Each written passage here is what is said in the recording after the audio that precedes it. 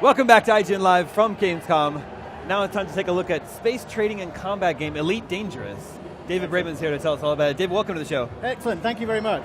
Tell us about this game. This game has a long history. Oh, it does. Is that right? I wrote the game way back in 1982, released in 1984 with Ian Bell while we were at university. And that's very nearly 30 years ago. Yeah, and so this is the fourth installment in the Elite series. That's right. So Elite Dangerous, what do we need to know here?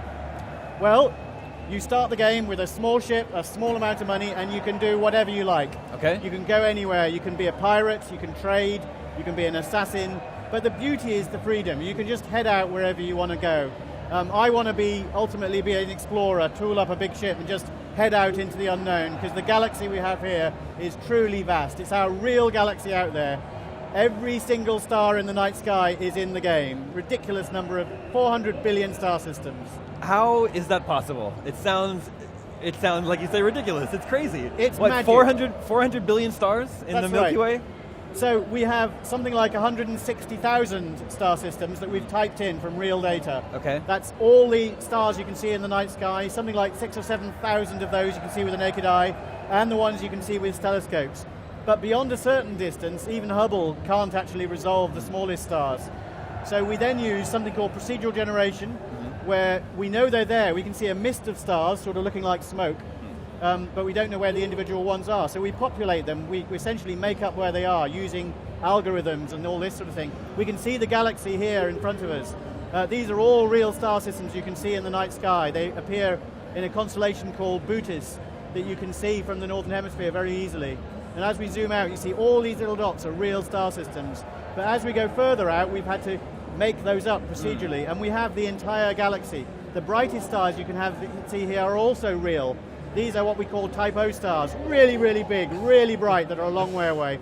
But the great thing is, this is our galaxy, and the night sky in the game is just a rendering of it, and we've made it match very carefully by introducing dust and things like that, so the night sky looks just right. So, even though this is the fourth game in the Elite series, but is it true it's actually a sequel to Frontier First Encounters? That's right. Which is a game that's almost 20 years old. That's right. So it's been almost 2 decades since we've It's revisited been a long, Elite. long time, that's true. A long time coming. So why now? The stars have aligned, so to speak. Yeah. Pun not really intended, in the sense that a number of things have happened. I think we've not seen publisher-based games coming along that are in this sort of genre, this sort of space games, mainly because we've seen an awful lot of first-person shooters. Sure. And I think that's partly because that they are very risk-averse, understandably so, publishers, but the problem with that is the last big sort of, if you like, AAA space game was probably Freelancer. And it didn't do all that well and cost a lot to make, so they were they were skeptical. Sure. But there has been a pent-up demand, and one of the great things, when I said the stars aligned, essentially the fact that we can sell directly to customers now online, and Kickstarter, for which we're forever grateful. The ability to go to Kickstarter, all those people who wanted to play the game, we put clearly what the game we wanted to make was, and all those people who wanted that same game have joined us. So we're developing this game for ourselves, and by ourselves I include all those wonderful Kickstarter backers. And actually the game now is being played by Commander Karash, one of our backers, who is expert at playing the game. We are playing now live online. We're taking a big risk, but if anyone joins us, they may well be real players out there. Even with a network connection here, we're very confident how robust our connection is, so fingers crossed. In fact, there is a guy now who is online, Commander Backer 19712. I see. Hasn't bothered setting his name. So you start out the game, you got your ship, you have a little money in your pocket. That's right. Then you set off, as you say, do whatever you like. What do people tend to do? They do whatever they like. Yeah. We've seen a lot of vigilantism. So the great thing is we sort of try and discourage player kills by putting bounty on the head of people who've done that. But that bounty you can claim by killing them, and actually you don't get a criminal record for doing that because they've already done that sort of thing. Yeah. Interestingly, here we see the internal habitats of one of the stations. You see all the buildings and things like that. One of the backers actually worked out that the total area of this is an 8-kilometer radius space station habitat, is roughly the same playable area as GTA 4. Wow. So these are really huge stations. It is crazy, yeah. All right, so can we go to this planet? Or is that, in the game, is that a possibility? We don't go down to the planet's surface yet. Okay. That will come, but it will come later after release. Okay.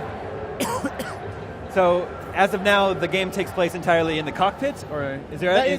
It does indeed. Okay. What we've done, we've carefully planned this. I mean, the important thing here is to have very, very disciplined development so that we can make sure each part of the game is absolutely solid before we move on to the next. We started off getting what I call the moment-to-moment gameplay right, which is really important. That's where the feel of the ship, the combat, all of that sort of thing. So we're currently in beta, but during the alpha, the first alpha phase, we got the combat right in single-player game. The other thing we're doing, some novel multiplayer stuff in the way we're doing those servers. We're very excited about that, but it needed a lot of testing. We did that next, and then we started building out the game. Sure. I liken it to building a house. We've got great foundations, great walls. We've now plastered the walls. We put the roof on. The stage we're at now is we're now putting the furniture in. We're putting in the gameplay. Yeah. And so we're building out the game more and more. Parts of the room, the odd room might feel empty, but the more we put in, the more things you can do. And then the end of this year, excuse me, the end of this calendar year, we will have that game, which will be cockpit-based still. Okay. And then we start building out new features. We're not going to stop. We're going to start building the ability to walk around inside your ship, to get out, to land on planets, to get out into buggies, to drive them around the huge, great surfaces of these planets, to interact with other players, maybe stash cargo there that's waiting for it to cool down because it's stolen or whatever. We're also looking at other people inside your ship. This is why we've got multiple seats in the bigger ships. And so many things going forward that are very, very exciting, exploring the surface of the planet, big game hunting even, going into the space stations, boarding other ships. All very exciting, zero-G combat.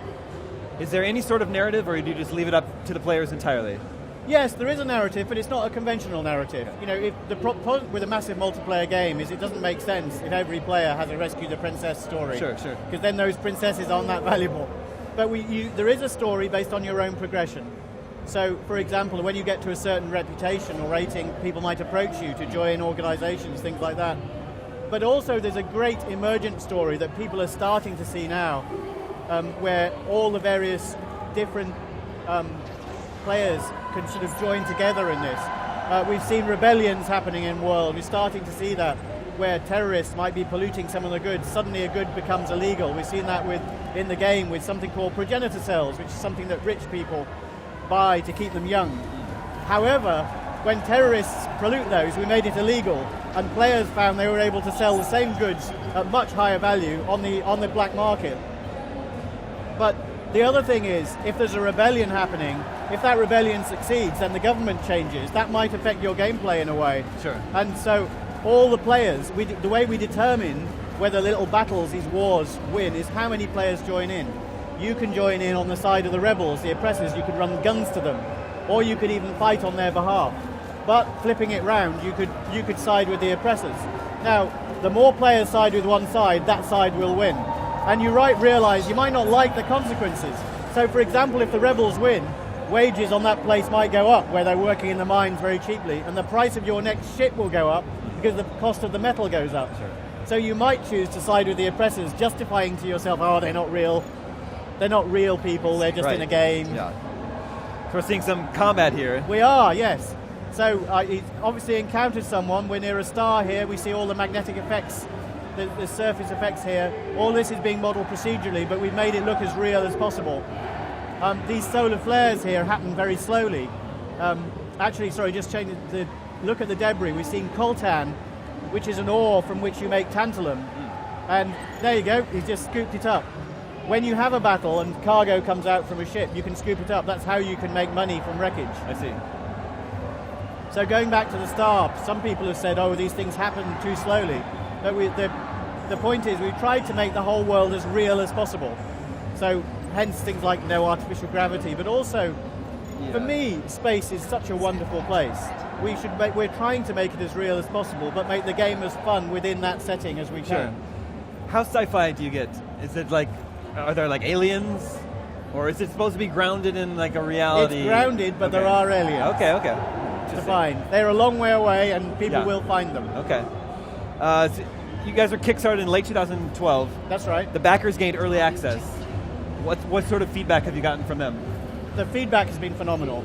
I mean, all through development, we've run something called a design discussion forum where people have had input on design, which is a real two-way conversation. So we've changed the design on that basis. And then in December of last year, we went live with the first alpha, so people started playing the game. The feedback has been truly incredible, truly positive. And I think it's a really new experience designing a game and building a game truly in the open. Mm-hmm. We've not had any NDAs, no restrictions. Right. People were streaming the game from day one, warts and all. And I'm really proud, actually. The team have done such a phenomenal job. All right, what are we seeing here? Right, so we're in a trading ship. We're heading towards, in fact, it's diverted to an unidentified signal source. This happens a lot. It's 0.21 light seconds away, so it's a long way, but we're actually traveling very quickly towards it. We can see it could be anything. It could be a piece of debris, it could be a trap, it could be a wrecked ship, and I genuinely don't know what's there. The great thing here about playing online also is you might find other players joining us who've seen the same thing, are coming looking at the same, and they may attack us, or we may have an opportunity to attack them. Do you find that most players play legally or illegally? Amazingly, most players play legally. They are vigilantes, bounty hunters, and all that sort of thing. Yeah. It's wonderful. It's great to see how people play, but most people generally play good. How do you play? You play a good guy? I play a mix. I end up testing it a lot. Say, what happens if I do this? Sure. I try and play good as well. Yeah. I mean, we hope this game will mostly people will play co-op rather than PvP. Yeah. We're setting the rules to make griefing not very attractive, to make PvE much better than PvP. Sure. Anyway.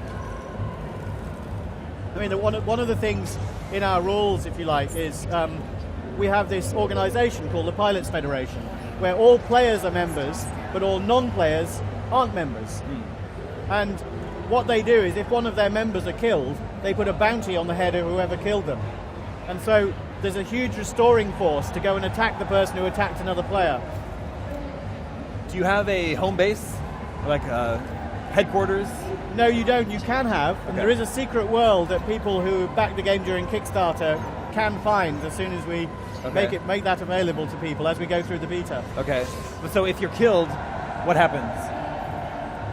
If you're killed, you're dead, but you have an insurance policy. You have an escape capsule which comes out, and that takes you back to the nearest station where you can have your replacement ship, and then you carry on. Nice. We have got the theory of playing what we've called sort of iron ass mode, if you like, where when you die, you die. Yeah. And that would be a separate I see. from the other players, if you like. So if you've never played an Elite game before, how friendly is the experience when you first start out? It's very friendly. I wouldn't go to the more anarchic systems because they're very, very dangerous. Okay. But if you've not played before, you can go places that are pretty well completely safe. Yeah. You know, you travel there. So here is a reasonably safe place. We're going to Tango Dock, which is taking the trade goods from where we came from. We've got a Viper, which is a combat-leaning ship, so we're actually pretty tough here. But if you see all those dots in the night sky, you can visit every single one of them. And that is the real night sky when viewed from here. I'm still trying to wrap my head around that. Yeah, that's so insane. It's very, very silly.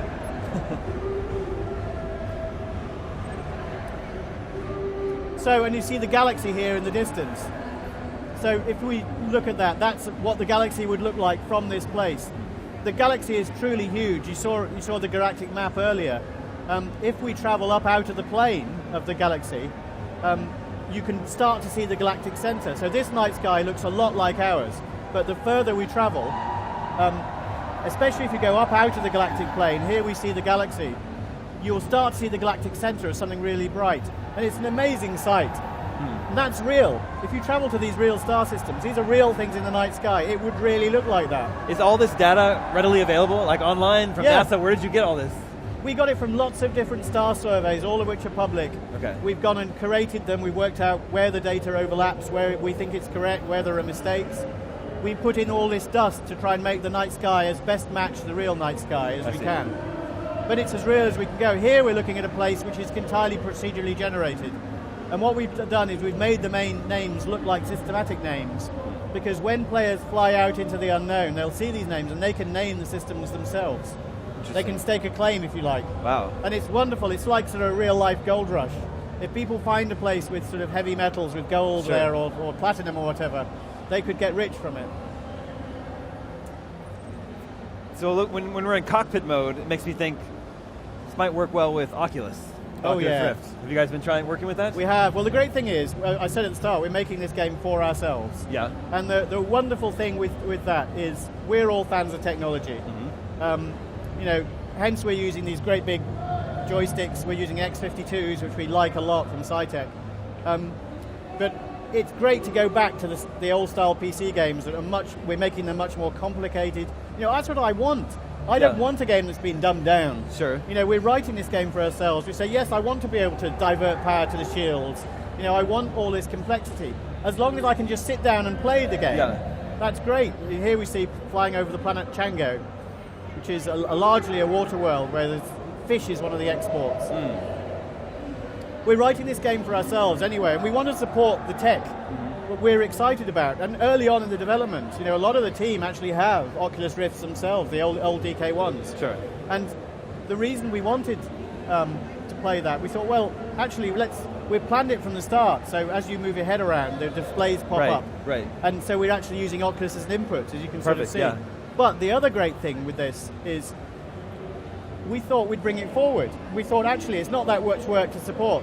Yeah. So we added it to the alpha as a Christmas present to people. Oh, nice. We also added support for things like Track IR, where it detects your head movement, and support for stereo TVs, where you get stereo depth if you wear the LCD glasses. And that's because we're all tech fans. We're all not just game developers, we're gamers as well. And we wanted to support this kit because it's exciting. Yeah. You say you want you want to challenge, you want to complicate a game. You've been making games for a long time. Do you think games over the years have gotten easier? Some have. They've got a bit dumbed down. I think the danger with writing a game for an imagined audience rather than for yourself, because a lot of the big publishers, a lot of the people aren't really gamers, and I think that's a shame, is you can then tune it just so. I think especially some console games have become easier than they need to be. If you play a game back from the 90s, they're way harder. Sure. And so I think what's happened is we're seeing a bit of resurgence. We're seeing a return to that spirit of games, being harder to play, but for the right reasons, because it's fun. Oh dear, he's being attacked. Uh-oh. Let's see who's attacking him. It's an Eagle, which is a smaller, but also a combat-leaning ship. It's behind us, attacking us. And our shields are down, which is quite bad. What can you tell us about our cockpit? Like, what can we see here? What's the information? Okay, so on the right here, we see the 3 bars. We can see that power is equally distributed between our weapons, our engines, and our systems, which is things like shields. If we want to run away, we can put more and more power into our engines, which become more powerful, but that depletes the power to the weapons. If we're in combat, putting power to your weapons is great, because the weapons then recharge much more quickly. So all of this is about tuning it. You just get a slight advantage that way. You don't have to do that. And a lot of players, when they first play it, don't bother with it. But it's one of those things, it's having some depth, having something to get your teeth into, so you can then adjust over time. All of these systems that you can see now, by looking right, generate heat as well. We have a wonderful mechanic, which is essentially a stealth mechanic, where the graph on the left, where it says 57%, is the heat that's currently in the ship. As that heat builds up, we become more and more visible on other people's scanners, because that's how they detect you. So you can go stealthy by turning your shields off, turning all your systems off, even life support you can turn off. And so it makes your ship really cold and really, really hard to see. So here we're attacking, there's a Sidewinder down over the planet. His shields are down but are recharging. So when you target someone, as you can see Hayward Pool, you can see his hull, and you can also see how far through his shields are being recharged. I see. You can also see where we're hitting him. We can target individual systems on his ship as well. We don't have to target the whole ship. As soon as his shields are down, we can try nailing, for example, his cargo bay door, and maybe some of the cargo will burst out. Or we can try aiming at the cockpit, take out the glass, and he loses his head-up display, and also we could do damage that way. You can see the fire. The ship's now on fire. We can see the different strengths of different parts of his ship as we scan him. There we go. There he's gone. Now we've got a bounty on us because we attacked him, not the other way around. So if you want to go after a bounty, No, other players now will be coming after us. how do you locate your bounty though? You find a ship and you can scan them and it will tell them Okay. what criminal record they have. I see. You actually scan them using a module on your ship that you can Never choose wanted. to install. We can see that we're now wanted, and now there's a bounty of 1,400 credits on our head. So this is Commander Karash, who is he's been playing live on the forums. He's a backer of the game, but he's also an elite ambassador here with us at Gamescom, who's been demoing the game, and has been playing it right from the start of the alpha, so he's really good at it. So I probably wouldn't go after his bounty then. I'd probably just let him go. Oh, he'll win. We've also now got ship-to-ship comms in the beta, which is wonderful. You can hail people and talk to them over audio. You can also send text messages. Here you can see some of the messages that have come and gone between the different ships. And you can also see your friends list. So the scope of this game is obviously massive. What have you found has been the greatest challenge putting all this together? Oh, a lot of different challenges. I think getting it to feel really good has been a big challenge. But I think probably the biggest challenge is getting the networking to rely. The internet to be reliable. The internet is a strange beast, and it certainly is. Some connections are great, some connections are not so good. But we've been doing it for a while now since the alpha, and that's why we were confident to do here at Gamescom. The network here is quite variable, as I'm sure you know. Sure. But we're pretty constant. We do a lot of things locally. We do a lot of things peer to peer. So. And then the rest is all server moderated. But even if there is lag on the network, we do predictive movement. So hopefully it's not too bad for the player. And this hopefully looks fine, even though we're playing live online now. Yeah, it looks great. Yeah. What's the business model? Is this a subscription game? Or No. So you buy the game. You can buy into the beta today. You can play today. It's £50, and you can join us. The game itself is going to be £35. You can pre-order it now. It's coming at the end of this calendar year. That will enable you to play. If you join the beta, you can play now. We will then do paid updates over the time, and that's what we'll do. As we bring out some of the new features we talked about, like landing on planets, like boarding ships, which you won't have to take, but you can take. We'll also sell, I don't believe in pay to win, but I do believe in things like paint jobs and things like that you can buy now. Sure. We have everything from Union Jacks to dark paint jobs to bright blue to white or whatever. It's great fun, and people are having a lot of fun in the game now. Well, the game is fascinating. We have a lot of games come by the IGN live show here, but I think it's safe to say nothing is quite on this scale. So good luck with the rest of development. It really looks fascinating. Well, thank you very much for having us here, and thank you very much to Commander Karash for flying while I've just been doing the rabbiting. Stay tuned. We have so much more to show you here. IGN Live from Gamescom, presented by Dead Island 2, right after these messages.